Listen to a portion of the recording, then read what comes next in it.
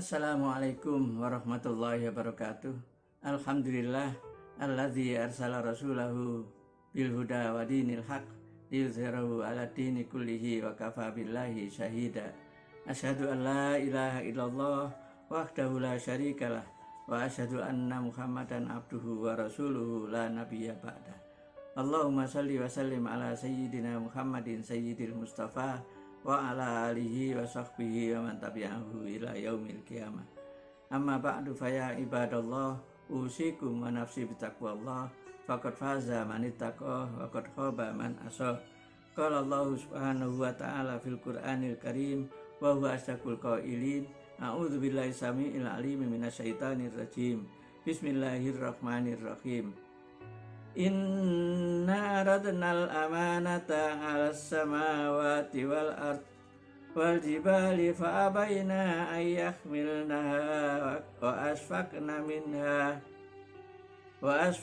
minha wa hamalahal insan innahu kana zaluman jahula. Liyu'adziballahul munafiqina wal munafiqati wal musyrikina wal musyrikati wa yatuballahu 'alal mu'minina wal mu'minat wa kana Allahu ghafurar rahima. Sadaqallahul azim wa sadaqa rasuluhun nabiyul habibul karim wa nahnu ala dzalika minasyahidin wa syakirin walhamdulillahi rabbil alamin.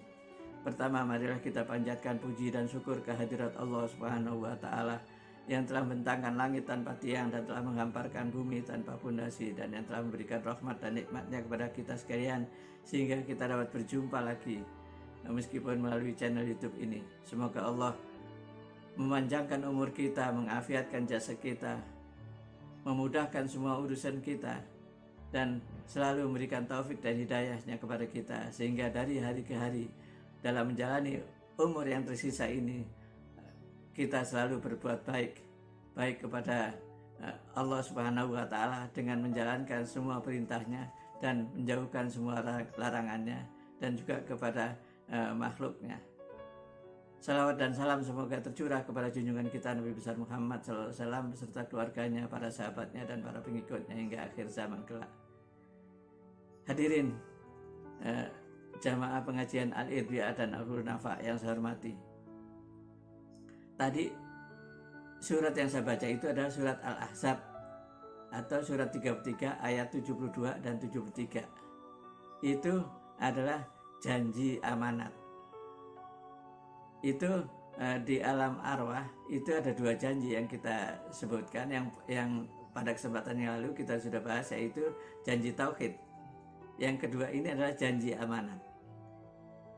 Itu di Quran surat Al-Ahzab surat 33 ayat 72-73 yang tadi saya sudah baca di dalam mukadimah tadi, yang artinya sesungguhnya kami telah menawarkan amanat atas langit, bumi, dan gunung-gunung, maka mereka menolak untuk memikulnya dan merasa takut mengkhianatinya. Maka memikul akan amanat itu manusia. Sesungguhnya adalah dia sangat aniaya dan sangat bodoh.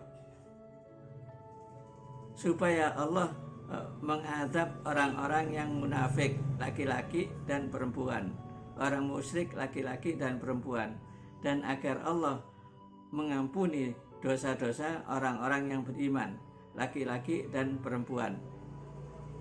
Dan adalah Allah Maha Pengampun dan Maha Penyayang. Itu terjemahan dari Quran surat 33 surat Al-Ahzab ayat 72-73. Jadi itu ayatnya hampir mirip ya. Kalau tadi surat Al-A'raf ayat 172-173, nah ini surat 33 surat Al-Ahzab ayat 72-73 yang membahas tentang janji amanat. Nah, di dalam kandungan Quran surat 33 ayat 72-73 tadi paling tidak ada 3, yaitu janji amanat atau syahadat Rasul.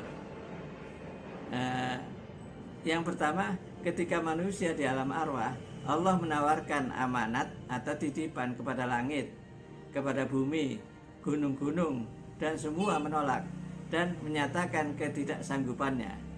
Hanya manusia yang menyatakan bersedia menerimanya. Itu yang pertama dari kandungan ayat tadi. Yang kedua, amanat itu adalah ajaran Allah berupa agama yang dititipkan kepada para rasul. Bersedia menerima amanat berarti bersedia menerima kedatangan yang membawa amanat tersebut, yakni rasul.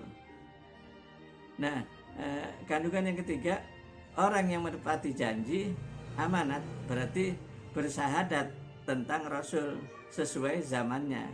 Dan untuk periode Muhammad, kita bersahadat dengan asyhadu anna Muhammadar Rasulullah. Aku bersaksi Muhammad itu Rasulullah atau utusan Allah. Jadi kita persaksian kita berarti ada dua. Yang pertama janji tauhid, asyhadu alla ilaha illallah, kemudian janji amanat, wa asyhadu anna Muhammadar Rasulullah. Itu kita sekarang. Waktu zaman Nabi Adam ya asyhadu alla ilaha illallah wa asyhadu anna Adam Rasulullah. Itu umatnya Nabi Adam gitu ya. Kalau umat Nabi Nuh ya asyhadu alla ilaha illallah wa asyhadu anna Nuhan Rasulullah gitu. Nah, kita sekarang asyhadu alla ilaha illallah wa asyhadu anna Muhammadar Rasulullah. Itu jadi kandungan dari Quran surat 33 surat Al-Ahzab tadi ayat 72 73 itu paling tidak ada 3 itu. Nah, sekarang apa itu ajaran amanat ajaran agama itu? Ajaran agama yang dititipkan kepada para rasul itu ada 2 paling tidak ya. Yang pertama al-awamir, perintah-perintah. Apa itu perintah-perintah? Segala sesuatu yang menyelamatkan dan menyenangkan pelakunya. Nah, itu yang kedua an-nawahihi atau larangan-larangan. Apa itu larangan-larangan? Segala sesuatu yang mencelakakan dan menyengsarakan pelanggarnya. Itu inti ajaran agama, itu ada 2, perintah-perintah dan larangan-larangan.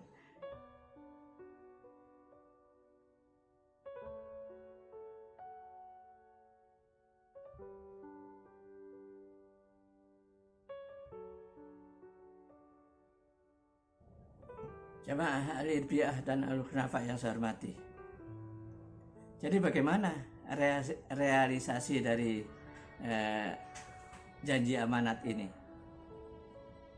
Di Quran surat An-Nisa ayat 58 Allah menyebutkan innallaha ya'murukum an tu'addul amanat ila ahliha. Sesungguhnya Allah selalu menyuruh kamu agar menunaikan amanat kepada ahlinya atau orang yang berhak menerima amanat itu. Itu di Quran surat An-Nisa ayat 58. Siapa ahli amanat itu? Siapa orang yang berhak menerima amanat itu? Pihak mana saja yang berhak menerima amanat itu? Itu terbagi menjadi 4. Yang pertama, ahli amanat itu yaitu 1 hak Allah. Allah punya hak terhadap diri kita. Yang pertama dipatuhi perintahnya. Yang kedua dijauhi larangannya. Itu amanat yang harus kita tunaikan kepada Allah Subhanahu wa taala. Yang kedua, amanat terhadap diri sendiri. Diri sendiri ini amanat dari Allah yang harus kita penuhi. Apa itu amanat terhadap diri sendiri? Yang pertama, dipenuhi semua kebutuhan hidupnya. Jadi kebutuhan hidup kita harus kita penuhi. Apa saja tuh? Ya, kalau kita lapar, makan. Kita haus, minum. Kita ngantuk, tidur. itu hak-hak diri harus kita penuhi. Jangan sampai diri ini terzalimi oleh sikap kita. Itu. Yang kedua, dijaga dari kebinasaan.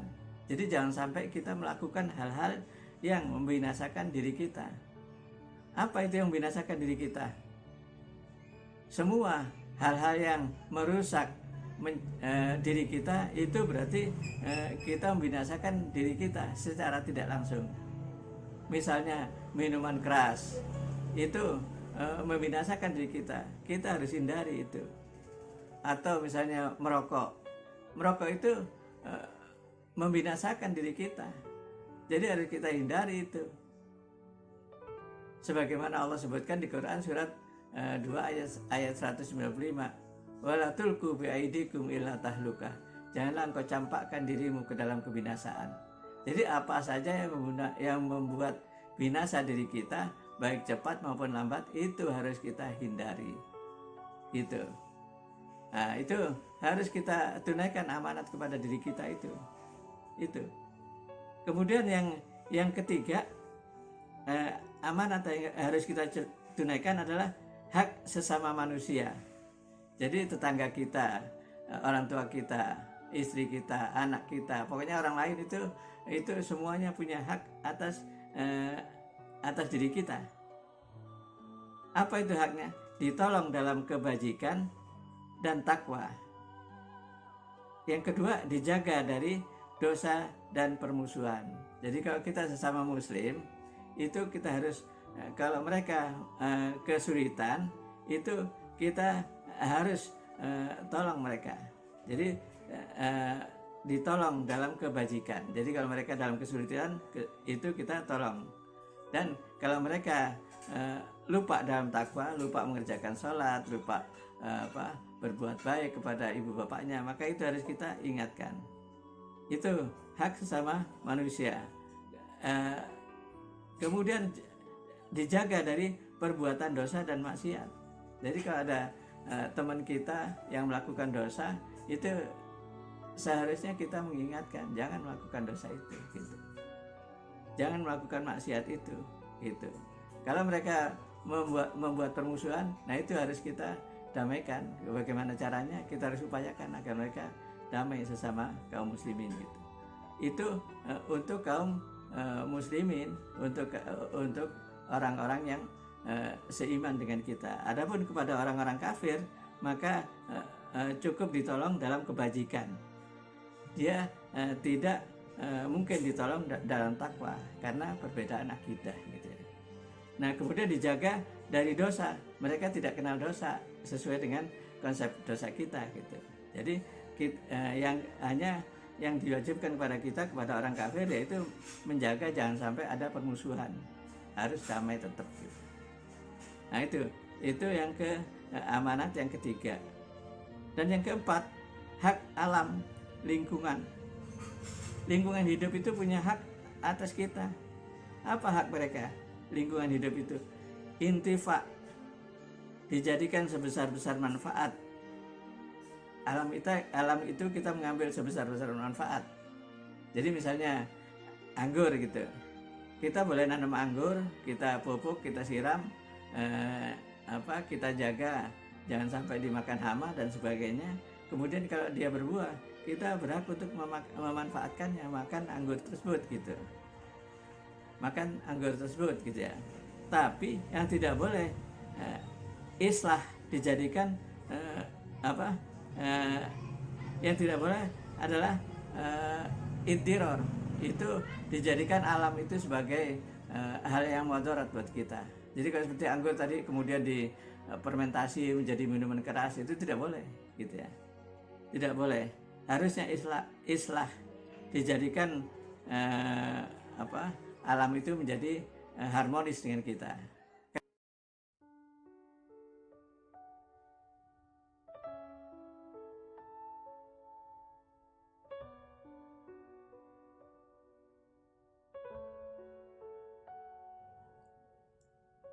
Jamaah pengajian Al-Irbiah dan Al-Hunafa yang saya hormati. Di dunia ini manusia terbagi menjadi dua, yaitu ada orang yang amanat, ada orang yang khianat. Siapa mereka itu? Orang yang amanat yaitu adalah orang-orang mukmin dan orang-orang mukminat.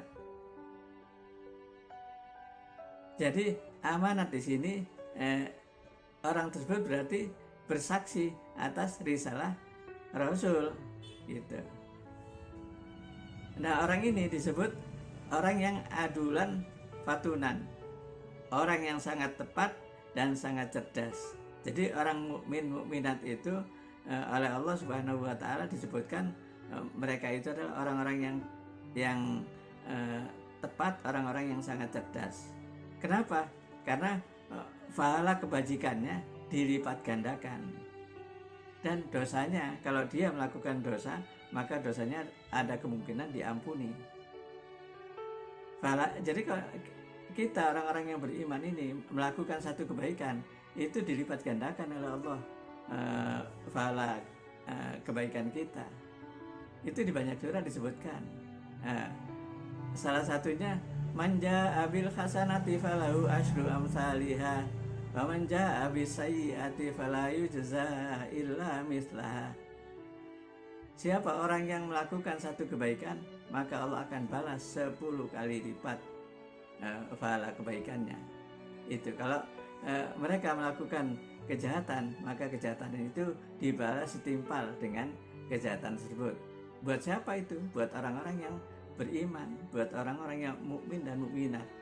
Itu berarti orang tersebut yang demikian itu, orang yang beriman itu, orang yang yang melaksanakan amanat itu berarti dia disebut oleh Allah orang sangat tepat dan sangat cerdas.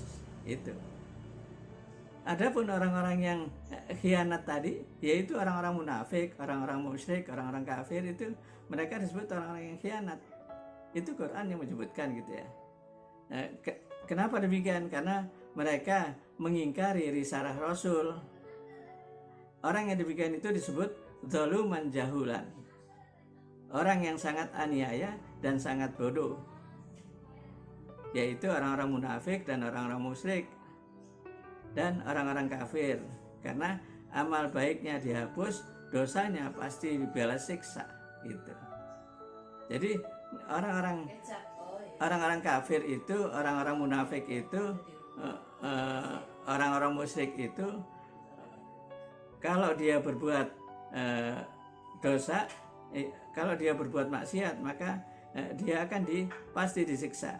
Tapi kalau dia berbuat baik, maka kebaikannya itu tidak dinilai oleh Allah Subhanahu wa taala. Sebagaimana disebutkan oleh Allah Subhanahu wa taala di berbagai ayat, banyak sekali. Antara lain di surat 14 ayat 18, kemudian di surat 18 ayat 103 sampai 106, kemudian di surat 25 ayat 23. Jadi banyak ayat yang menyebutkan bahwa amal orang kafir, orang musyrik itu tidak diterima oleh Allah Subhanahu wa taala. Termasuk di surat 39 ayat 65. Itu orang musyrik itu amalnya tidak diterima, tidak dinilai oleh Allah Subhanahu wa taala.